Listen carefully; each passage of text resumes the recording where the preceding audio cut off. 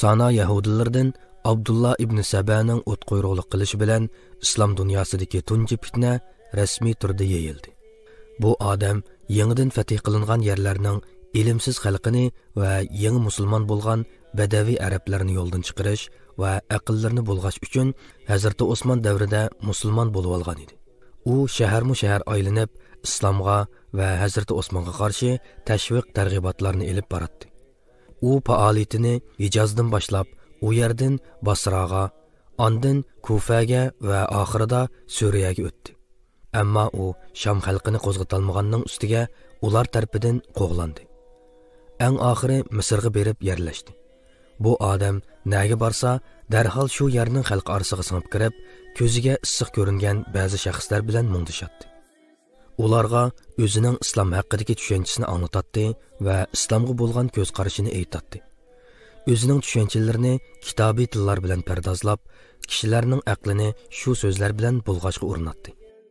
U mundoq deydi: Isa alayhisalomning bu dunyoga qaytib keladiganligini, ammo Muhammad alayhisalomning qaytib kelmaydiganligini aytganlarga hayron qolaman. Chunki Alloh taolo Qur'onda mundoq deydi: Sana Qur'onni, ya'ni uni tabliğ qilishni va uning ahkomiga amal qilishni farz qilgan zot seni albatta qaytadigan yerga, ya'ni Makkaga qaytardi. Muhammad alayhisalom bu dunyoga qaytishga Isa alayhisalom qaraganda texim haqliq va loyiq emasmi? İnsanlar texi yangi musulmon bo'lg'achqa koni e'tiqod va urf-odatlardan tamoman qutulib bo'lolmagan. Shundaqla falsafiy o'y-fikrlarni tushungidek saviyada emas edi.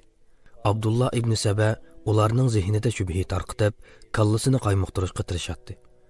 Bo'libmi, bular bilan birga yashaydigan badaviylar, ya'ni ilimsiz va ibtidoiy cho'l arablari texmi qo'pol va sodda bo'lib, ular bir narsaga ishongandan keyin ularni bu yo'ldan qaytarish, haqni va haqiqatni qabul qildirish mumkin emas edi. Bu hiligar Yahudi Hazrati Alining cho'ng sahobalar orasida hurmatga sazovor shaxs ekanligini, uning xalifadan qolsala ikkinchi o'rinda turadiganligini ko'rib yetgan edi.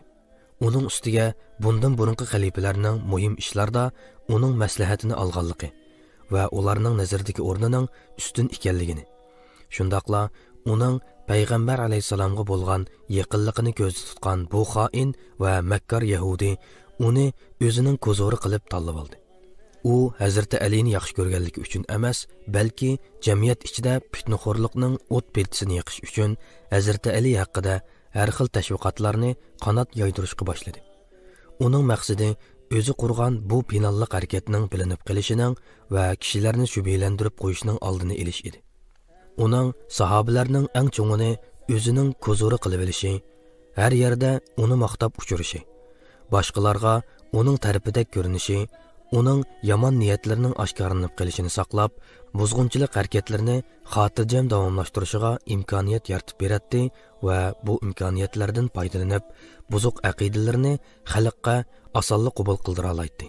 Shunga u Hazrati Alini yoqlaydigan kishilarning oldida Hazrati Ali payg'ambar alayhisalomning sirdoshi edi. Chunki har bir payg'ambarning bir sirdoshi bo'ladi deydi. Yana bu odam keyincha Hazrati Umar va u vazifaga tayinlangan kishilarga til uzatdi. Uning saviya jihatdan boshqa sahobalardan keyin turadiganligini, uning o'zining yoki vazifaga tayinlangan kishilarning oldingi xalifaga tuqqan bo'lish imtiyozidan foydalanib ishg'ol qilingan o'rinlarga kelganligini, oldingi xalifa yashinib qolg'achqa o'zini qo'llaridagi qo'rchoqqa aylantirib olganligini va uningdan boshqa har xil so'z cho'chaklarni tarqatgan edi. Shuni aytib o'tish kerakki, haqiqat yo'lida eng ustun biri bor bo'lsa-mu, uningga teng kelolmaydigan boshqa birini xalifalikka tayinlash joizdir. Ammo kuchlik bir musulmonning xalifalikka tayinlanishi naqadar fazilatli bo'lib ketsin, boshqarish qobiliyati bo'lmagan muloyim bir musulmonning xalifalikka tayinlashidan texmi xayrlik va taqdirlashga tegishli ishdir. Shuning bilan birga Hazrati Osmon davridagi vali va qo'mondonlarning hammasi Hazrati Umar davrida vazifaga tayinlanganlar bo'lib, bu haqda Hazrati Osmonga til tekkizish nihoyatda haqsizlik hisoblanadi. Hazrati Osmon davridagi tunji fitna Kufa valisi Said ibn al-As haqida so'z cho'chaklardan boshlandi. Ko'p o'tmay bu so'z cho'chaklar xalifaning qo'lqiga yetib keldi. bu so'z cho'chaklarni islomga yangi kirgan, ammo islomning afzalliklarini tunib yetolmagan, axloq, fazilatlarga noil bo'lolmagan qora qo'rsoq kishilar tepib chiqadi. Malik ibn Haris al-Ashtar an-Nahili, Sabit ibn Qays an-Nahi, Kamil ibn Ziyad an-Nahi, Ziyad ibn Sayxan al-Abdi, Jundub ibn Zuhayr al-Ghamiri, Jundub ibn Qaab al-Azdi, Urva ibn al-Ja'ad va Amir ibn al-Ahmaq al-Xuzay qatorliqlar shu kishilarning bir qismi bo'lib, hammasi cho'l va qabila arablari edi. Bu vaqalar Hazrat Osman davrining oxirlarida maydonga kelishga boshlagan edi. U xalifalikka tayinlanib, texi 10 yil o'tmagan, ya'ni Hijriya 34-yili edi. Bu ozg'un odamlar avval Kufadan Shamga surildi. Ammo kun o'tmay yana Kufaga qaytarildi.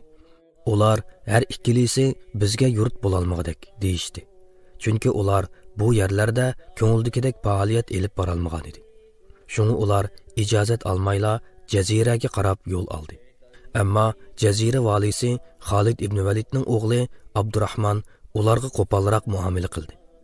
Ularning ichidagi Ashtar Madinaga qaytib keldi. Xalifa uningga qayerni xolasa shu yerni makon tutsa bo'ladiganligiga doir bir varaq hujjat yozib berdi. U Jazirani, ya'ni Abdurrahman ibn Xolid ibn Validning viloyatini tanladi. Bu vaqtlarda Ibn Savda, Abdullah ibn Saba boshqa shaharlarda o'ziga moyil qilib olgan kishilar bilan davomli aloqalashib, fitna fasod urug'ini har yerga chechib Hijriyaning 34-yili Haj mavsumida Hazrat Osman jamiyatda yuz bergan bu voqealarga qarshi turish uchun Muaviya ibn Abu Sufyan, Amr ibn As, Abdullah ibn Sa'd ibn Abu Sarh, Said ibn al-As va Abdullah ibn Amr qatorliq valilarni o'z yeniga chaqirdi. Ular yetib kelgandan keyin bu azg'unlar sababidan kelib chiqqan masalalar haqida maslahatlashdi. Bularning ba'zilari ularning oldingi safga avatishini, shu orqali ularning bu ishlar bilan mashg'ul bo'lishining oldini olishni, yana ba'zilari ular bu yo'llardan qaytqucha musulmonlarga tarqatiladigan g'animat mollardan ularni mahrum qilish fikrini o'ttirib qo'ydi.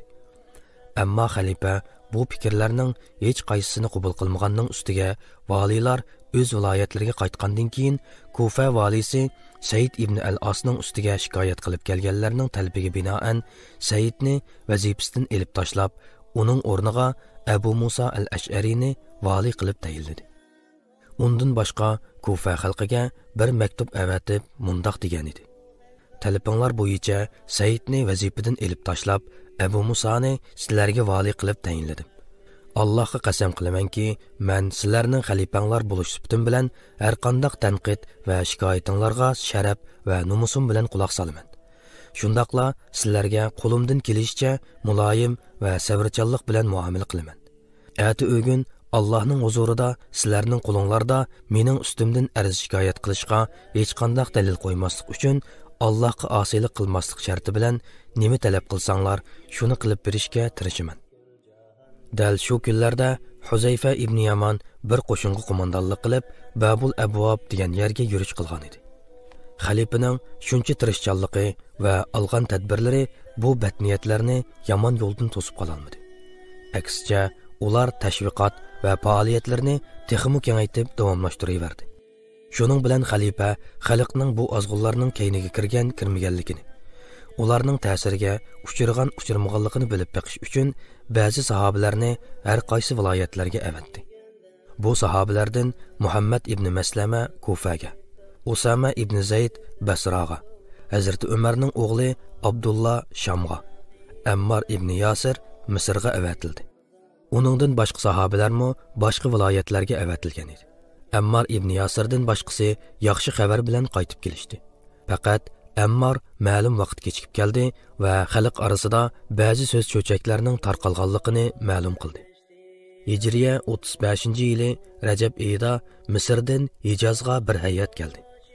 Ular eg'izida o'mri haj qilg'ini kelganligini aytgan bilan ko'nglida xalifa bilan talash tartish qilish va uning bilan munozirlashib, Madina ichida qalaymqonchilik chiqarishni planlab kelishgan edi. Darvaqa ular xalifa bilan yuz ko'rishib, arz shikoyatlarini bayon qilishdi. Hazrat Osman ularga bo'lgan fikrlarini aytib, ularni shaxsan o'zi yoki Hazrat Ali, va Muhammad ibn Maslama qatorliq sahobalar orqali qoyil qildi. Madinaning sirtida kutib olingan bu kishilarning ba'zilari shaharga kirib, Hazrati Osmonning xutbasini angladi. Hazrati Osmon xutbasida bu kishilarni maqtab, ularga Allohdan mag'firat tilgan edi. Hatto o'zining ular ustidagi mas'uliyatini tilga olib, yig'lagandan sirt jamoatni mo yig'latgan edi. Buni ko'rgan Misrlik hay'at o'z yurtiga qaytib ketdi. Ammo ular Misrga barabarmayla boshqa viloyatning yerli xalqlari bilan maxfiy aloqa qurib, ularni isyon ko'tarishga va valiylar ustidan shikoyat qilishni bahona qilib, Madinaga qarab yo'lga chiqishga kuch ko'rdi. Madina markaz bo'lg'achqa, bu yerda isyon ko'tarish texmi muhim bo'lib, bu yerdan tarqalgan fitna boshqa yerlarda texmi kuchli ta'sir qo'zg'ay oladi. Tashkillik harakatga o'tgan bu azg'unlarning soni 600 dan 1000 gacha bo'lib, bu azg'unlar kuch ko'rtgan Kufa va Basralik azg'unlarmi birli vaqtda yo'lga chiqdi. Hammasi Hijozda bir yerga kelmoqchi edi. Har bir yurtdan yo'lga chiqqan azg'unlar 4 dan guruhlarga bo'lingan bo'lib, har bir guruhning beshida birdan mas'ul kishi bor edi va hamma guruhiga bir rais mas'ul bo'lib, barliq ishlarni u o'rinlashtiradi. Ochiq ko'rilishga bo'ladi-ki, bular nihoyat inchkilik bilan tashkillangan edi. Misrlik azg'unlarning beshida Al-Ghafiqi ibn Harb Al-Qaqi bor bo'lib, Yahudi Abdullah ibn Saba uning bilan birga edi. Ular o'zlarini Hazrati Alining tarafdorlari va himoyachilari ko'rsatib, xalifalik o'rniga uning chiqishini talab qilishadi. Kufalik azg'unlarning beshida Amr ibn Asam, uning yanida Zayd ibn Sahvan al-Abdi. Basralik azg'unlarning beshida Harkus ibn Zuhayr al-Sa'di, uning yanida Hakam ibn Jaba al-Abidi bor edi. Bu azg'unlar nihoyat cho'ng haj umikining orsiga ketilib olg'achqa, o'mak mas'ullari yo'l bo'yi bularning yomon niyatlaridan xabarsiz edi. Shundaqla bu azg'unlarning islomning markaziga berib, xalifaga suiqasd qilib qilishini aqliga keltiribmi boqmag'achqa, orallarida bundaq o'qitishlarning borligini bilgan taqdirdami, ularning hojilar bilan birga yo'lga chiqishi yoki Madinaga kirishini to'sish kerak deb o'ylashmagan edi. 3 ayrim nuqtadan yo'lga chiqqan bu azg'unlar Madinaga yaqinlab kelishdi. Plan bo'yicha Misrliklar Zil Marvaga, Kufaliklar Al-Avasqa, Basraliklar Zil Hashabqa tushdi. Bu vaqtgacha Madina xalqi yuz bergan ishlardan xabar topgan edi. Ular bu odamlarning shaharga kirishini xohlamaydi. Hatto bu haqda ular bilan ko'rishibmi ulgurgan edi. Hazrati Osmon Hazrati Alini chaqirib, uning o'zi bilan billa bu azg'unlarning Madinaga kirishini to'sish uchun otlanishni aytdi. Hazrati Ali uning chaqirig'iga darhol ovoz qo'shdi. Uningdan boshqa Talha, Zubayr, Muhammad ibn Maslama va boshqa mo'tabar sahobalarmi Hazrati Osmonga hamroh bo'ldi. Azg'unlar sahobalarning hijrat yurtini o'zlaridan qat'iy qo'g'dash niyatiga kelganligini ko'rib qo'rqishdi. Bo'libmi Hazrati Ali ularga xitob qilgandan keyin ular o'zlarining jamiyat intizomiga rioya qiladigan va shariat hukmiga shartsiz bo'yin egadigan qilib ko'rsatishga tirishdi. Ular darhol o'z yurtlariga qaytadiganligini va qaytib borgandan keyin hech qanday ishga aralashmaydiganligini ifoda qilishdi va keyniga qaytishdi. Shuning bilan Hazrati Ali va boshqa musulmonlar Madina uchun ansirgudek biror ishning qolmaganligini, xatarlik paytlarning o'tib ketganligini o'ylab Madinaga qaytdi. Ammo ular Madinaga kira-kirmay ko'zlariga hayron qilishdi. Chunki ko'chalarda takbir ovozlari jaranglaydi. Hazrati Osmonning uyi qo'rshib olingan edi. Hazrati Ali ularni bir yerga yig'ib, nima uchun qaytib kelganligini so'radi. Ular xalifaning Misr valisiga maktub avatib, uningga o'zlari qaytib borganda bir-birlab o'ltirish amri berganligini, shunga o'zlarining Misrga qaytishni xohlamaganligini aytishdi. Ondan yonlaridan xalifaning Misr valisiga Hazrati Abu Bakrning o'g'li Muhammadning o'ltirilishi to'g'riliq avatgan bir parcha maktubni chiqarib, uni Hazrati Aliga bu ishning dalili qilib ko'rsatishdi. Hazrati Ali, undaqda bu kufaliklarga nima bo'ldi? Ular nimishqa yurtlariga qaytmadi deb nihoyat norozi kayfiyatda so'radi. Kufaliklar, biz Misrlik do'stlarimizga yordam qilish uchun va'da berdik. Shunga deb parvosizlarcha javob berishdi. Basraliklarmi ham shundoq deyishdi. Buningdan ko'rinib turibdiki, bu ularning Madinaga kirish uchun oldin planlagan hilisi edi. Shundaqla Misrlik o'qituvchilar yonlaridan chiqarib Hazrati Aliga ko'rsatgan maktubmi buning bir dalili edi. O'qituvchilar dastlabida Hazrati Osmonning uyini bakmu chin qo'rshovga olmadi. Shunga Hazrati Osmon sirtqa chiqatdi. Jamoatga imom bo'ladi. Sahobalar uning qishig'iga kirib chiqatdi. U mu sahobalarni yo'qlab turadi. Keyincha ish ching'iga chiqqada turdi. Shuning bilan Hazrati Osmon har qaysi valiylarga xabar yo'llab, o'ziga yordamchi qo'shin avatishini va bu osiylarni Madinadan qo'g'lab chiqarishni talab qildi. Ammo osiylar Habib ibn Maslamaning Shamdan, Muaviya ibn Xudayjning Misrdan, Qaqa ibn Amirning Kufadan va Mushaji as-Sulamining Basradan xalifaning amri bilan Madinani qutuldirish uchun qo'shin boshlab kelayotganligini anglab, qo'rshovni texmi kuchaytdi. Bir juma kuni Hazrati Osmon yana juma namozida jamoatga imom bo'lish uchun uyidan chiqdi. Juma xutbasida osiylarni tilga ilib o'tdi. Bir vaqtda Muhammad ibn Maslama o'rnidan turib, ma'lum bir masala haqida xalifani qo'llaydiganligini bildirmoqchi bo'lib edi. O'qituvchilarning katiboshlaridan Hakam ibn Jabala o'rnidan turib, uning og'zini etishga urindi. Zayd ibn Sabit uni to'smoqchi bo'lib edi. O'qituvchilarning yana bir katibishi Muhammad ibn Qutayra uningga qarshi chiqdi. Shuning bilan xalq orasida g'alyan chiqdi va hammasi bir-biriga tosh etishga boshladi. Etilgan toshlardan biri Hazrati Osmonga tegib ketib, ko'z oldi qorong'ulashib ketdi. Musulmonlar uni darhol yo'tkab chiqdi. Sahobalar va ularning bolalari bu yomon oqibatga sabab bo'lgan osiylarga bakmu shiddatlik norozilik bildirishdi. Hazrati Alining o'g'li Hasan, Said ibn Abu Waqqas, Abu Hurayra, Zayd ibn Sabit va boshqa bir qancha sahoba birlashib osiylarga qarshi qurol ishlatmoqchi bo'ldi. Ammo xalifa ularga ruxsat qilmadi. Chunki u o'zi sababli biror ishning chiqib qolishini xohlamaydi. Bu voqeadan keyin Hazrati Osmon, Hazrati Ali, Talha va Zubayr bilan bir-birlab ko'rishib uyga qaytganda uyning atrofi butunlay qo'rshalgan edi. Shu bir kirib ketguncha toki shahid bo'lgunga qadar uyidan sirtqa chiqolmadi. Hazrati Osmon uyga qamalib qolgan bu kunlarda osiylar Misrlik Al-Ghafiqi ibn Harib Al-Qaqini jamoatga imom qilib tayinladi. Ammo Hazrati Ali va Talha masjidda bo'lib qolsa, u ikkisidan biri imom bo'ladi. Ozg'unlar Hazrati Osmonning uyiga suv to'shishni chekladi. Qiyin ahvolda qolgan Hazrati Osmon, Hazrati Ali, Talha, Zubayr va Hazrati Oysha va mu'minlarning boshqa onalariga xabar yo'llab, ulardan yordam talab qildi. Hazrati Ali va payg'ambar alayhisalomning ayoli Ummu Habiba Ramla uningga yordam qilish uchun ko'p tirishdi. Ular osiylarga til ahonat qilib boqqan bo'lsa-mu, bu osiylarga ortiq gap qilib yurishning hech qanday foydasi qolmagan edi. Ba'zida Hazrati Osmon uyining ichida turib, ularga nasihatlik so'zlarni qilib boqatdi. Ammo uning so'zlariga hech kim pisand qilmadi. Ular shundaq vahshiylashib ketgan ediki, bir qatim Ummu Habiba Hazrati Osmonga suv elib kelgan edi. Osiylar Ummu Habibaning qichirini urkitib o'tdi. Payg'ambar alayhisalomning ayoli yerga yiqilib tushguli tos qoldi. Bu hurmatsizlik Madina xalqini cho'chitib qo'ydi. Hech kim sirtqa qurolsiz chiqmaydigan bo'ldi.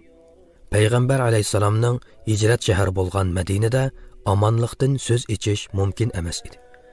Hazrati Osmonning hayotidan ansirgan sahobalar bolalarini uni qo'g'dash uchun uyiga avatdi. Bular Hazrati Abbosning o'g'li Abdullah, Hazrati Umarning o'g'li Abdullah, Zubayrning o'g'li Abdullah, Hazrati Alining ikki o'g'li Hasan va Husayn, Talhaning o'g'li Muhammad va boshqa bir necha yosh yigit edi. Hazrati Osmon bulardan osiylarga qarshi hargiz qurol ishlatmaslikni talab qildi va aksicha harakat qilmoqchi bo'lganlarni qattiq ogohlantirdi. U vaqtlarda Hazrati Oysha hajga berishga niyat qilgan edi. U ketgandan keyin Hazrati Osmon Hazrati Abbosning o'g'li Abdullahni u yil hajga bormoqchi bo'lganlarga mas'ul qildi. Abdullah boshqa yosh do'stlari bilan birga uni qo'g'dash uchun Madinada qilishni xohlasimi, Hazrati Osmon o'z amrida ching turdi. Shuning bilan u majburiy yo'lga chiqdi. Ko'p o'tmay, o'qituvchilarni tozalash uchun yordamga kelayotgan qo'shinning yaqinlashib qolganligini, Shamdan kelayotgan qo'shinning Vodil Quraga yetib kelganligi haqidagi xabarlar tarqaldi. Buni anglagan osiylar aloqazada bo'lishga boshladi va o'zlarining qabih muddasiga yetish uchun uyning ichiga kirmoqchi bo'lishdi. Ammo ishni qo'g'dab turgan Hazrat Alining o'g'li Hasan va Zubayr o'g'li Abdullah, Talhaning o'g'li Muhammad, Hakamning o'g'li Marvon va boshqa yosh sahobalar ularni to'sib oldi. Ammo azg'unlar texim asabiylashib, Hazrat Osmonning uyi bilan Umar ibn Hazmning uyi oraliqidagi bo'shliq orqali uyning ichiga kirib, eshikka o't qo'yibdi.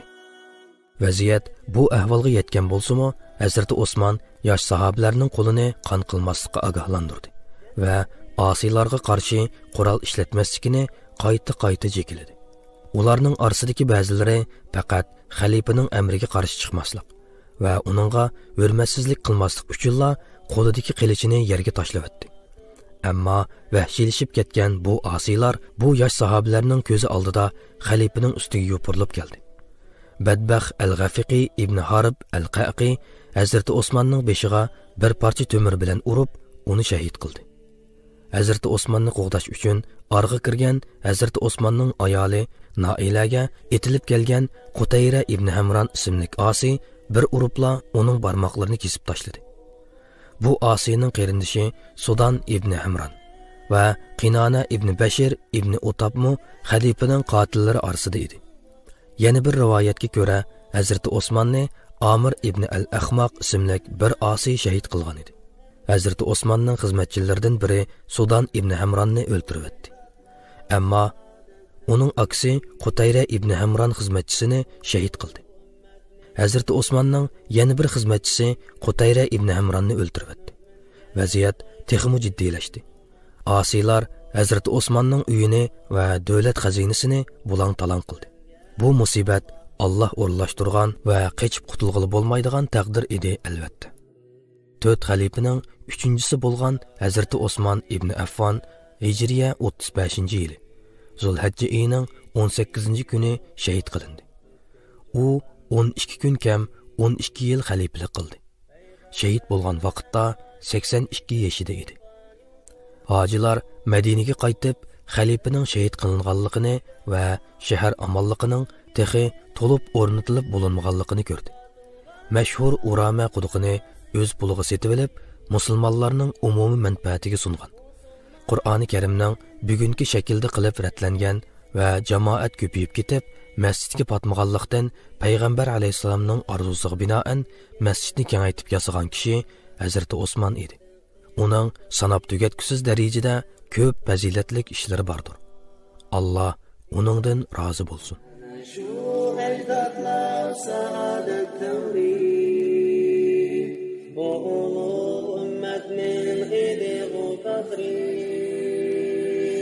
Mü'minga qaytibin mamak şu yolga Fariz bo'lib yuklangan Allohning amri